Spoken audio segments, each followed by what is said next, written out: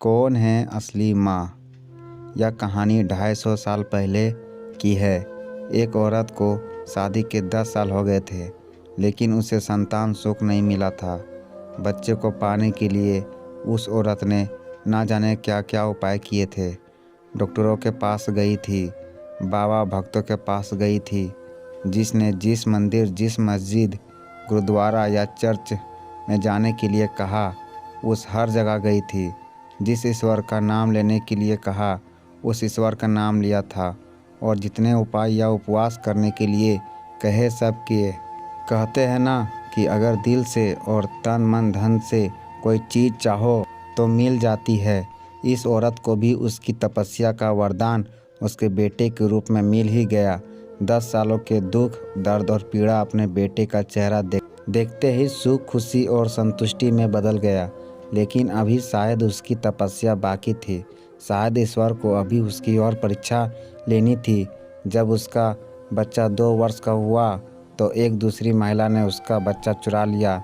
सोचिए उस माँ की मन स्थिति क्या होगी, जिसने दुनिया में सबसे ज़्यादा जिस बच्चे के लिए अपनी ज़िंदगी जी थी, उससे उसका बच्चा ही छीन गया। उसे ऐसा लगा जैसे किसी ने उसका बच्चा नहीं, उसके शरीर से उसकी आत्मा ही चुरा लिया हो।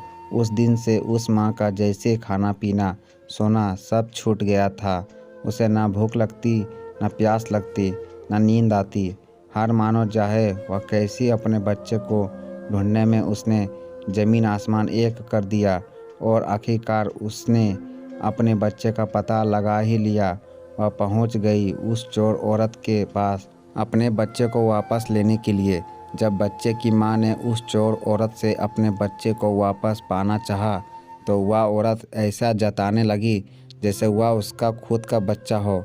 जब बच्चे की मां को लगा किसी भी तरह से बात बनती नज़र नहीं आ रही है, तब वो इस मुद्दे को राजा के पास लेकर गई। राजा के दरबार में दोनों महिलाएं हाजिर की गई।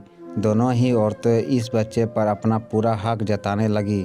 राजा और उसके सभी दरबारी काफ़ी आश्चर्यचकित और हैरान हो गए, क्योंकि बच्चे की सच्ची मां को पहचानने के लिए उन्होंने जितने भी सवाल बच्चे के बारे में दोनों ही औरतों से किए, जो उसकी आदतों, उसकी पसंद या उसके निशानों के बारे में थे, दोनों ही औरतों उसका सही सही जवाब दे रही थी। जब इस समस्या का समाधान निकलता नज़र नहीं आ रहा था, तो राजा ने अपने खास और सबसे समझदार मंत्री से इसका निराकरण करने के लिए कहा। मंत्री ने बिना 1 मिनट की देरी किए तुरंत राजा से कहा कि महाराजा, मुझे लगता है कि यह दोनों ही इस बच्चे की माँ है। इन दोनों का ही उस बच्चे का बराबर का हक है। अगर आपको न्याय ही करना है तो सबसे बेहतर तरीका यही होगा कि आप बच्चे के 2 टुकड़े कर दीजिए और एक एक टुकड़ा दोनों माँओं को बांट दीजिए। मंत्री की ऐसी बात सुनकर राजा के साथ साथ दरबार में हाजिर सभी लोग उनकी तरफ आश्चर्य से देखने लगे। राजा ने सोचा कि मंत्री के ऐसी मूर्खतापूर्ण बातों के पीछे जरूर कोई रहस्य होगा। हुआ बिना सोचे समझे ऐसी बात कभी नहीं कर सकते। राजा ने तुरंत अपने सिपाहियों से कहा कि मंत्री की बात पर अमल किया जाए और इस बच्चे के 2 टुकड़े कर दिया जाए। बच्चे की असली माँ ने यह फैसला सुनते ही राजा के पैर पकड़ लिए और बोली, महाराज, मुझ पर इतना जुल्म मत कीजिए। आप चाहे तो बच्चे को उस महिला को दे दीजिए, लेकिन उसके 2 टुकड़े मत करिए।